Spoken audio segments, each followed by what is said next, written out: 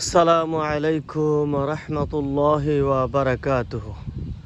প্রিয় দর্শক শ্রোতা বৃন্দ, আমি এই মুহূর্তে রয়েছি আমাদের শীতললক্ষার পার। আমাদের যে ঐতিহাসিক ইমামে রাব্বানী দরবার শরীফের খানকা শরীফ রয়েছে তার ঠিক পিছনটায় আপনারা দেখতে পাচ্ছেন এখানে একটা বিশাল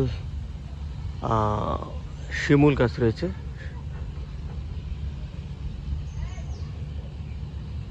ঠিক একদম শীতললক্ষার কিনারে আমি অবস্থান করছি এখন। এই জায়গাটা এত সুন্দর যেটা আপনাদের বলে বোঝাতে পারবো না। এখানে সবসময় খুব সুন্দর মৃদুমন্দ বাতাস বয় সবসময়। নদীর এই জায়গাটা হলো নদীর বাঁক, ঠিক গোরাশাল হয়ে নদীটা সোজা যেইখানে এসে আপনার থেকে আবার বাঁকা হয়ে গেছে, এই জায়গায় এসে নদীটা শেষ হয়েছে। ওই দিক থেকে ঠিক এই দিক থেকে নদীটা এসে এই জায়গায় এসে ঠেকেছে। এইদিকে একটা খাল চলে গেছে বেলার বিলের দিকে ভিতরে, ঠিক আবার এখান থেকে নদীটা এসে এই দিকে চলে গেছে।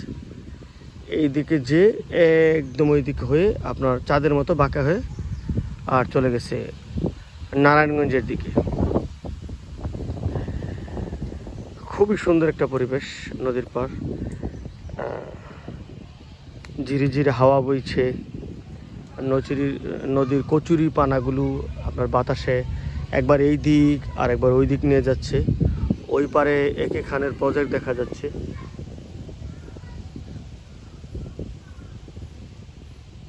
আকাশ অনেকটাই মেঘলা, উপরে কদম গাছ রয়েছে। কদম গাছের কদম ফুল, এটা বর্ষাকালে কদম ফুল আসে। কিছুদিন আগে কদম ফুলগুলো শেষ হয়ে গেছে।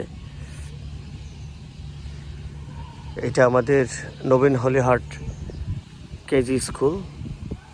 এটা নদীর পার, অনেক সুন্দর একটা মনোরম পরিবেশ স্কুলটি।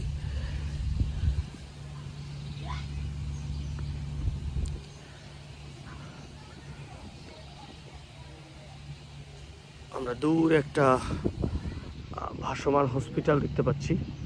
দেখছেন, এটা অনেকবার এসেছে আমাদের কালীগঞ্জে, এখনও এটা সেবা চলছে। ইমপ্যাক্ট জীবনতরী এমন একটা নাম এটার। এই যে এইটা হলো আপনার একটা ভাসমান হসপিটালে, যে এটা কি অসাধারণ আপনার দৃশ্য। এখানে আসলে মনটা এমনিতেই ভালো হয়ে যায়।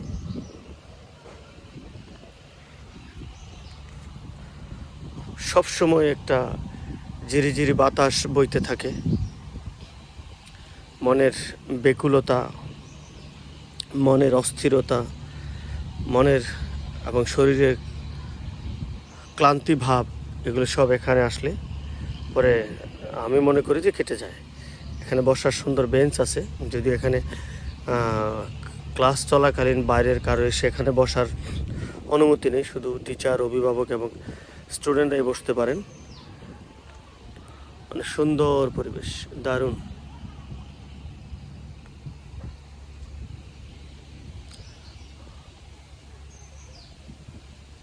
এই পরিবেশটা সবসময় দেখতে বড় ভালো লাগে। এখানে অবস্থান করে অনেকটা সময়, প্রায় প্রতিদিনই।